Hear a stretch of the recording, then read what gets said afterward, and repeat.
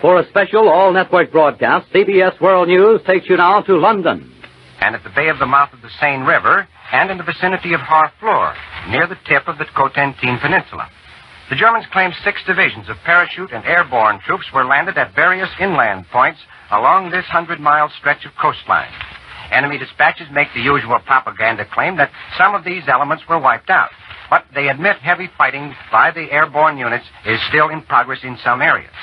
A late German broadcast admits further that reinforcements are still pouring in.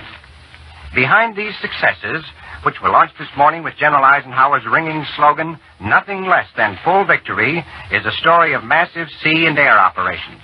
A fleet of 11,000 planes screened the naval armada of 4,000 ships and several thousand smaller craft. In 8 hours from midnight onward, 10,000 tons of bombs rocked the French coast.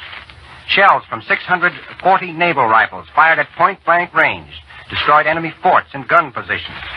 German resistance was fierce, but nowhere did it reach the proportions which had been expected. In the first few hours, only 50 German fighter planes opposed an Allied tactical air force of 2,500 planes. Enemy naval resistance was sporadic and appeared concentrated near Le Havre and Cherbourg.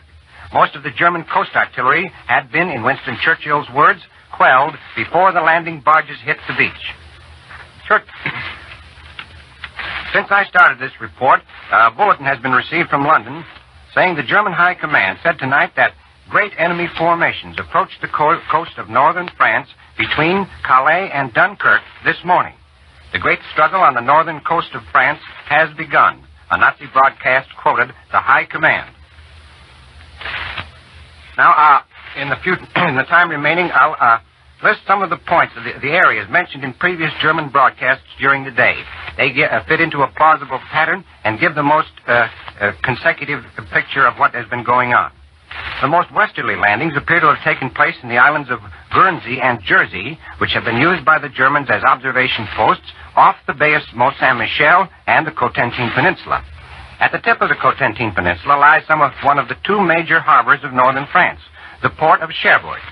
The Germans say flotillas of E-boats have been engaged during the day with large Allied naval forces in that area. 15 miles southeast of Cherbourg is the seaside village of Saint-Vaast-le-Hogue, where the Germans also claim to have inflicted casualties on Allied landing forces. A few miles farther south at the base of the peninsula is the town of Grand Camp.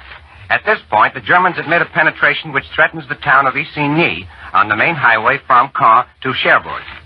35 miles east of Grand Camp is Aromanche, where Allied troops using tanks have apparently gained a foothold and are attempting to drive inland toward the town of Bayeux, which also lies on the main highway leading west from Caen. The next point to the east mentioned by the Germans is Ouistreham. Indications are that Allied landing forces in this area are attempting to close the pincers on Caen from the east. From the CBS studios in Washington, you have been listening to Joseph C. Harsh and Bill Costello of CBS World News. This is CBS, the Columbia Broadcasting System.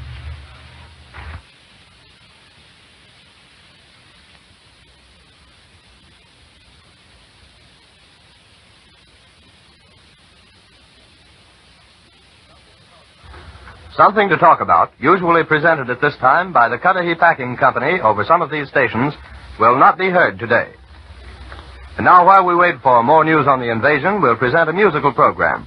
Please stay tuned to your CBS station, which will bring you all the news of importance as soon as received.